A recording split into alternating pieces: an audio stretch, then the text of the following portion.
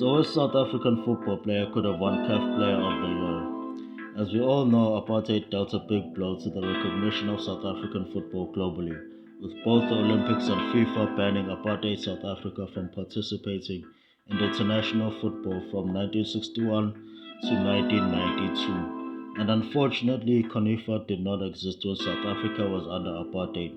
So individual South African tribes in the Bantu Stars or other homogeneous tribal territories couldn't participate in international football. I consider the 1970s the prime of South African football because this is where legends like Jomo Sono, Apatniko Ngobo, Cedric Kulu and Ace Tsolego were in the prime. The likes of Zaid Musa and Fani Matida came later but didn't match the hype of the 70s legends in any case. While South Africa was banned from participating in AFCON, the World Cup and the Olympics, the South African Black 11 did beat Argentina 5-0, which was testament to the level of talent that was in that team. The South African Black 11 played two games from my knowledge. They lost to England in one and won against Argentina in the other. The South African Black 11 had the likes of Passos Bucks Banda, Jomo Sono, Apatniko Ngobo, Ace Tsolenge, and Captain Cedric Shukare Kulu. Again, the South African Black 11 didn't compete in any official international tournament for us to properly gauge how good they could have been. Apatniko Ngobo won South African Footballer of the Year in 1979, while Thomas Nkono won African Footballer of the Year in 1979, with Adolf Arma coming second to Nkono.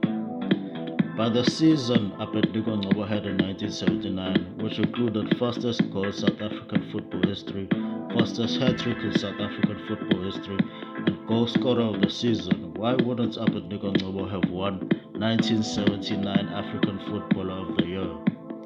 Despite not being able to participate in AFCON due to the international sanctions on apartheid, Ngobo went on to play for Penarol and Uruguay, where he had a scoring ratio of over a goal a game in that season. Jomo Sono won South African Footballer of the Year in 1980 after returning from the USA. He was chief playmaker of the Orlando Pirates team that won the 1980 Mainstay Cup, which is now the Nedbank Cup. The only other South African footballer who could have rivaled Sono for South African Footballer of the Year in 1980 was Ace Tsolenge, who had his best seasons for Minnesota Kicks in 1980 and 1982. And the African Footballer of the Year for 1980 was Jean Manga Ongwene, who played for Canon Yaoundé, in comparison to Jomo Sono, who played for Orlando Pirates in South Africa.